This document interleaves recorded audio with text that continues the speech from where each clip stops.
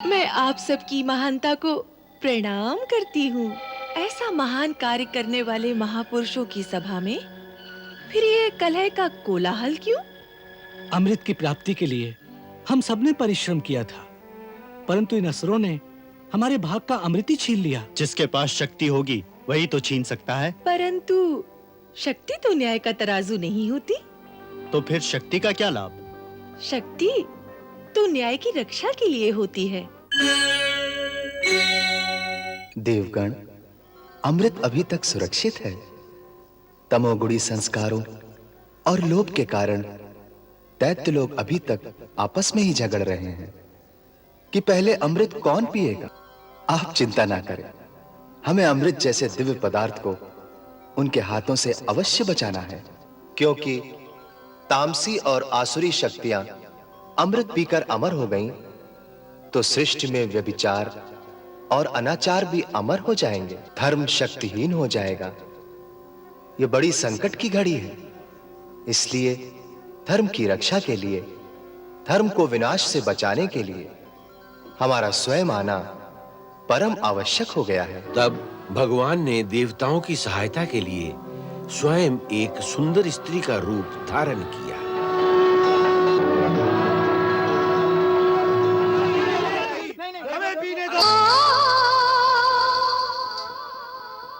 आप लोग कौन हैं? इस प्रकार आपस में क्यों कलह कर रहे हैं?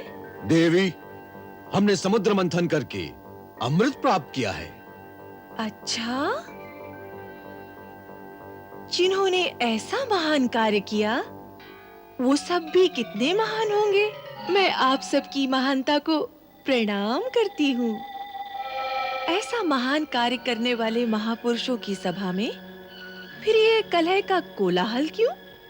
अमृत की प्राप्ति के लिए हम सबने परिश्रम किया था, परंतु इन असुरों ने हमारे भाग का अमृत ही छीन लिया। जिसके पास शक्ति होगी वही तो छीन सकता है। परंतु शक्ति तो न्याय का तराजू नहीं होती। तो फिर शक्ति का क्या लाभ? शक्ति तो न्याय की रक्षा के लिए होती है। न्याय का मापदंड तो धर्म के द्वारा होता है। आप कौन से कुल के हैं? अवश्य ही कोई नीच कुल होगा जो न्याय और धर्म की इतनी भी व्याख्या नहीं जानते। देवी, हमारा कुल नीच नहीं, हम महर्षि कश्यप के संतान हैं। महर्षि कश्यप की संतान और ऐसी अधर्मी?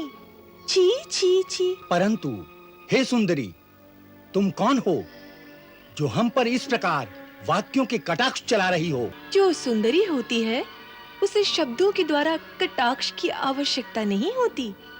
वो तो केवल भ्रुकुटी मात्र हिला दे तो आधा जगत मदहोश हो जाता है।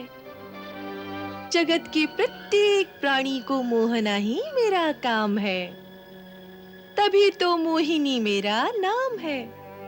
स्वच्छंद हूँ, सभी स्थानों पर विचरती रहती हूँ, और जहाँ पर कहीं अच्छे लोगों की सभा चल रही हो वहाँ अपने नृत्य और संगीत से उनकी सेवा भी करती हूँ, मनोरंजन भी करती हूँ, क्योंकि किसी के मन का मनोरंजन करना ही संसार में सबसे बड़ा पुण्य का काम है। परंतु यहाँ तो कलह कलेश है, द्वेष है, अन्याय है। यहाँ मेरा मन नहीं लगेगा। अच्छा, हे मोहिनी, तुम्हारे यहाँ आने से ऐसा लगा था जैसे मन के आंगन में वसंत ऋतु आ गई हो, परंतु तुम्हारे जाने की सुनकर मन बड़ा विवल हो गया है। अगर हम ये कलह छोड़ दें और द्वेष मिटा दें तो क्या तुम यहाँ रुकोगी और हम सबका मनोरंजन करोगी? बड़े चतुर हो। न्याय अन्याय की बात नहीं की। हम अन्याय भी नहीं करेंगे।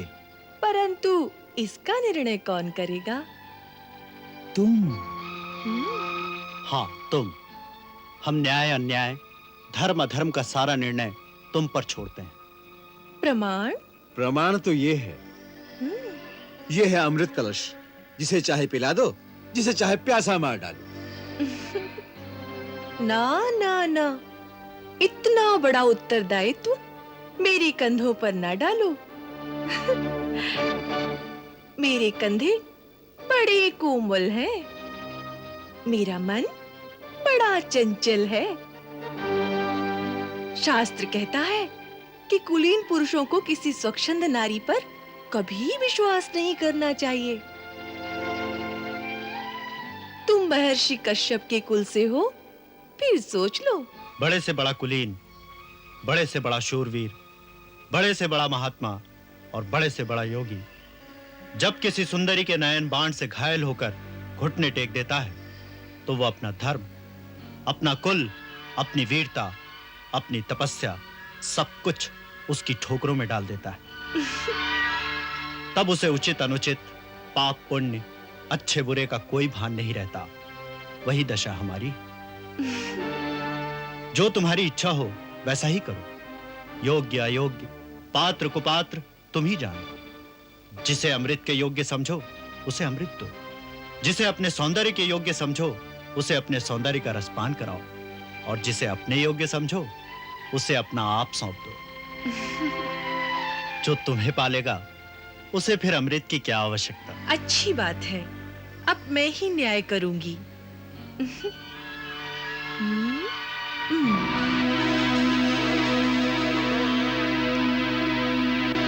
आप लोग मेरे साथ चलिए। आइए। आइए। देवता इस ओर और दानव इस ओर विराजिए। जैसा कि आपने स्वयं ही कहा है, अब मैं जिसे जिस योग्य समझूंगी उसी रस का पान उसे कराऊंगी। स्वीकार है? परंतु नृत्य के साथ। हाँ, नृत्य के साथ। अच्छा।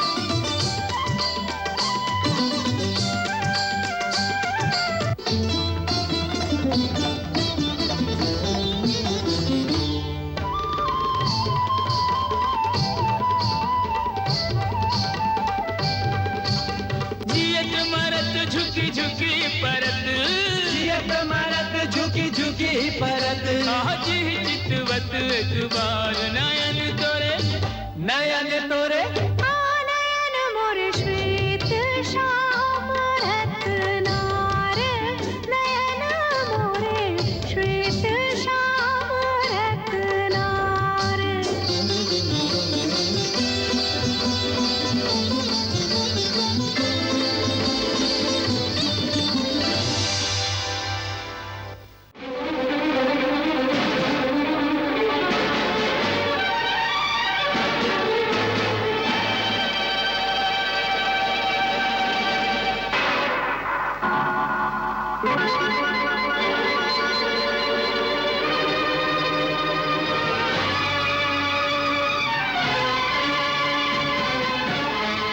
मोहिनी, ये तो दानव है।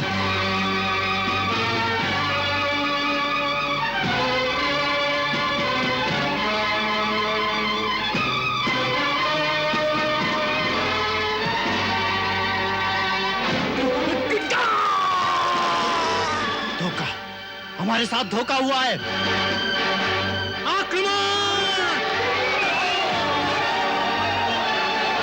तत्पश्चात देवता और असुरों में वो भयानक युद्ध छिड़ गया जिसे पुराणों में देवासुर संग्राम कहा जाता है। अमृत पीकर देवता बलवान हो चुके थे, इसलिए अंत में इंद्र के हाथों स्वयं महाराज बलि भी मारे गए।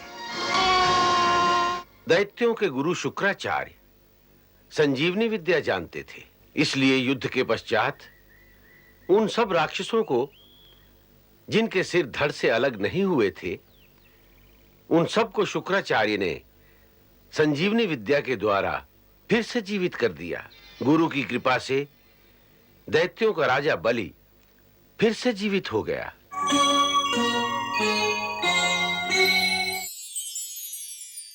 ये पात्र भी मेरे लिए पर्याप्त नहीं है। आप कोई अलौकिक जीव हैं, इतनी शीघ्रता से बढ़ती ही चली जा रही हैं। राजन, ये तो मेरा स्वभाव है। बढ़ने पर आती हूँ तो रुकती ही नहीं। परंतु आप क्यों चिंता करते हैं? आपका राजमहल तो बहुत बड़ा है ना? बड़ा था, परंतु आपने उसे छोटा कर दिया है। मैं समझ गया कि मैंने आपको क्षुद्र जीव कहा था, सो आपने मेरे अहंकार को तोड़ने के लिए ये लीला रची है। मनुष्य की देह 8 कलाओं से अधिक का तेज सहन नहीं कर सकती। 9 कला धारण करने के लिए दिव्य देह की आवश्यकता होती है, जैसे सप्तर्षिगण, मनु, देवता, प्रजापति, लोकपाल आदि। इसके बाद 10 और 10 से अधिक कलाओं की अभिव्यक्ति केवल भगवान के अवतारों में ही होती है, जैसे वराह, नृसिंह, कूर्म और मत्स्य अवतार। अब मैं तुम्हें उसी मत्स्य अवतार की कथा सुनाता हूं। चाक्षुष मनवंतर के अंत में धरती पर जब प्रलय आई तो उस समय पृथ्वी पर एक बड़ा धर्मात्मा राजा सत्यव्रत राज्य करता था। वही आगे चलकर उस प्रलय के बाद वैवस्वत मनु हुआ। एक दिन राजा सत्यव्रत प्रातः नदी में स्नान करके सूर्य भगवान को अर्घ्य दे रहे थे। ओम सूर्य देवाय नमः। राजा, राजा, ये आवाज किसकी है? राजा, मुझे जल में वापस मत फेंक। मैं एक छोटी सी मछली हूँ। नदी में बड़ी मछलियाँ छोटी मछलियों को खा जाती हैं। इसलिए जब मैंने आप जैसे वीर पुरुष के हाथों में अपने को सौंप दिया तो मुझे विश्वास था कि अब राजा के हाथों मेरी रक्षा होगी। यदि राजा भी मुझे त्याग देंगे तो फिर निर्बल प्राणियों की रक्षा कौन करेगा? तुम चिंता ना करो मत्स्य, अब तुम्हें कोई भय नहीं। तुम हमारे राजमहल में रहोगी। वहाँ मेरे लिए स्थान होगा? राजा सत्यव्रत के राजमहल में तुम जैसे क्षुद्र जीव के लिए स्थान की बात करती हो? वहां तो एक नगर समा सकता है। राजा सत्यव्रत बड़े धर्मात्मा थे, परंतु अभी तक वो अहंकार का त्याग नहीं कर सके थे। इसीलिए उन्होंने उस बोलने वाली मछली को क्षुद्र जीव कहा। राजा ने अपने राजमहल में एक सोने के पात्र में उस मछली को रखने का प्रबंध कर दिया। इसके आहार का पूरा प्रबंध किया जाए। जो आज्ञा महाराज। अब तुम यहाँ आनंद से रह सकती हो। राजा, राजा, मेरी सहायता करो, मेरी सहायता करो राजा। बड़ी अद्भुत बात है, तुम तो बर्तन जितनी बड़ी हो गई हो। राजा, मुझे कोई बड़ा स्थल दो ना। अच्छी बात है। प्रहरी, इन्हें किसी बड़े बर्तन में रख दो।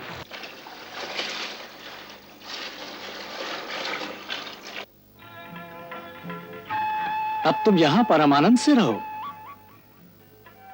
राजा, राजा, राजन, ये पात्र भी मेरे लिए पर्याप्त नहीं है। इस छोटे से पात्र में मैं कैसे रह सकती हूँ? ये कैसी माया है?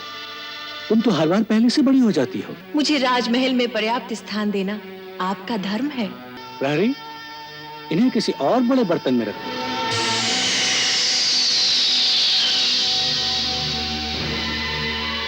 देखो राजन, ये पात्र भी मेरे लिए पर्याप्त नहीं है। आप कोई अलौकिक जीव हैं, इतनी शीघ्रता से बढ़ती ही चली जा रही हैं। राजन, ये तो मेरा स्वभाव है। बढ़ने पर आती हूँ तो रुकती ही नहीं। परंतु आप क्यों चिंता करते हैं? आपका राजमहल तो बहुत बड़ा है ना? मैं समझ गया कि मैंने आपको क्षुद्र जीव कहा था, सो आपने मेरे अहंकार को तोड़ने के लिए ये लीला रची है। अवश्य आप कोई दिव्य आत्मा है। हे मत्सराज, आपने हमें जो शिक्षा दी है उसके लिए मैं आपका धन्यवाद करता हूं। अब मुझे अपने इस राजमहल का कोई दम नहीं रहा। मैं आपको एक विशाल नदी में पहुंचा आता हूं। अच्छी बात है राजन, वही मेरे लिए उचित होगा। हे महात्मा, आप कोई साधारण जलचर तो हो नहीं सकते। सच सच बताइए कि आप कौन हैं और ये मत्स्य का रूप धारण करके अपनी माया से हमें क्यों भरमा रहे हैं? अवश्य आप सर्वशक्तिमान श्री हरि ही हैं। मैं मन, वचन तथा कर्म से आपकी शरण में आकर आपको प्रणाम करता हूं। उनके शुद्ध विनीत भाव से प्रभु प्रसन्न हो गए और उनके सामने अपने चतुर्भुज रूप में प्रकट हो गए। हे सच्चिदानंद अच्युत अविनाशी भगवान, पृथ्वी पर आपके अवतार किसी न किसी विशेष अभिप्राय हेतु होते हैं। आप अनुग्रह करके अपने इस दास को यह समझाने की कृपा करें कि यह अद्भुत मत्स्य रूप धारण करने का क्या हेतु है प्रभु? सत्यव्रत, आज से 7वें दिन भूलोक आदि तीनों लोक प्रलय के समुद्र में डूब जाएंगे। उस समय जब तीनों लोक प्रलय काल की जलराशि में डूबने लगेंगे, तब मेरी प्रेरणा से तुम्हारे पास एक बहुत बड़ी नौका आएगी। उस समय तुम समस्त प्राणियों के सूक्ष्म शरीरों को लेकर सप्तऋषियों के साथ उस नौका पर चढ़ जाना और समस्त धान्य तथा औषधियों के बीजों और भी छोटे बड़े अन्य प्रकार के बीजों को साथ रख लेना।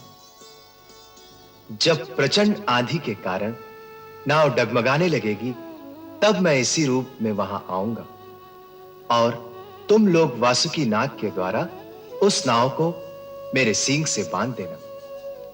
सत्यव्रत, इसके बाद जब तक ब्रह्मा जी की रात रहेगी, तब तक मैं ऋषियों के साथ तुम्हें उस नाव में बैठाकर उसे खींचता हुआ समुद्र में विचरण करूंगा। उस समय जब तुम प्रश्न करोगे, तब मैं तुम्हें उपदेश दूंगा। मेरे अनुग्रह से मेरी वास्तविक महिमा, जिसका नाम पर ब्रह्म है, तुम्हारे हृदय में प्रकट हो जाएगी और तुम उसे ठीक ठीक जान लोगे। फिर जब ब्रह्मा जी का नया दिन उदय होगा और प्रलय समाप्त होगी, तो तुम वैवस्वत मनु के रूप में एक मनवंतर तक सृष्टि का संचालन करो।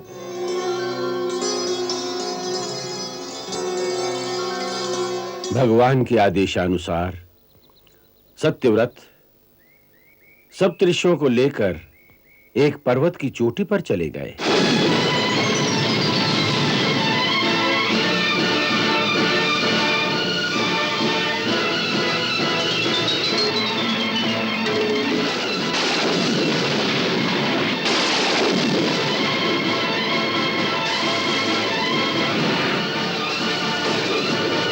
हे सप्तऋषियों, वेद वेदांग के अतिरिक्त मेरे साथ मानव सभ्यता के बीज हैं। इस समय संपूर्ण सृष्टि विनाश को प्राप्त हो गई है।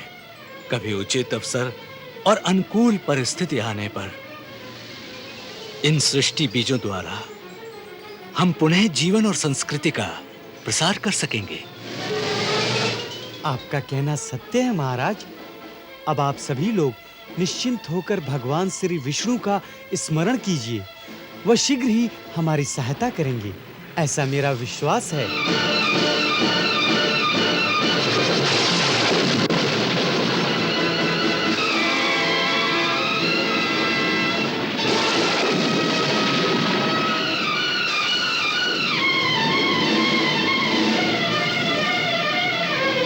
प्रलय की आंधी शांत हुई और नौका लगी किनारे।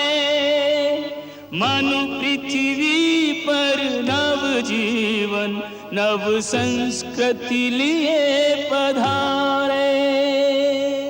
प्रलय काल में समुद्र के नीचे विचरण करते हुए मत्स्य भगवान ने जो ब्रह्म उपदेश वैवस्वत मनु और सप्तऋषियों को दिया, उसका वर्णन मत्स्य पुराण में मिलता है।